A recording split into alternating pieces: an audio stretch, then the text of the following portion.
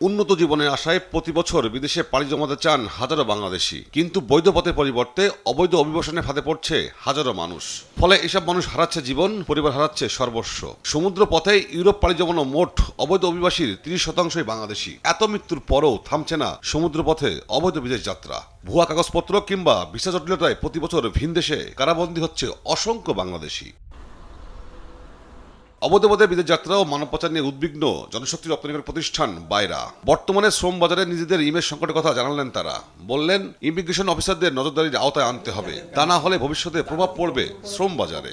3টা বিমানবন্দরকে আরও তৎপর থাকতে হবে, কারণ আমাদের ডেজিগনেটেড এয়ারপোর্ট 3টা, একটা হলো ঢাকা, চিটাগাং এবং সিলেট। এখানে ইমিগ্রেশন অফিসার যারা আছেন তাদেরকে একটু আরও নজরদারিটা বাড়াতে হবে, কারণ ভিজিট ভিসায় কারা যায়, কারা ভিজিট ভিসায় যাওয়ার উপযোগী যোগ্যতা রাখে, তারাই এগুলো নজরদারিটা বাড়াতে হবে।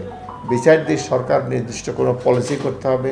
যখন কোনো অন্যায় হয়, তা কোস্টগার্ড কিংবা ইমিগ্রেশন অফিসার যদি সম্পৃক্ত নাও থাকে, তারপরও তার দায়বদ্ধতা নিতে হবে।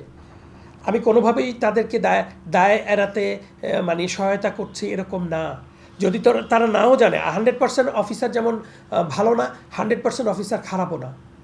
পৃথিবীর কোনো দেশেরই সংখ্যা আছে এদের, কোনো জায়গায় 10%ও খারাপ, কোনো জায়গায় 20%ও খারাপ হইতে পারে। বাট আপনার দায়ের জায়গার চাইতে বেশি প্রয়োজন আমাদের দেশের মানুষকে সচেতন করা।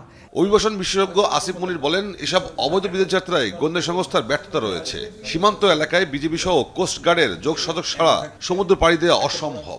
যখন নৌকায় উঠছে, কোন সময় উঠছে, কিভাবে উঠছে, সেইটা আমাদের গোয়েন্দা সংস্থাগুলো সেই তথ্যটা থাকার কথা।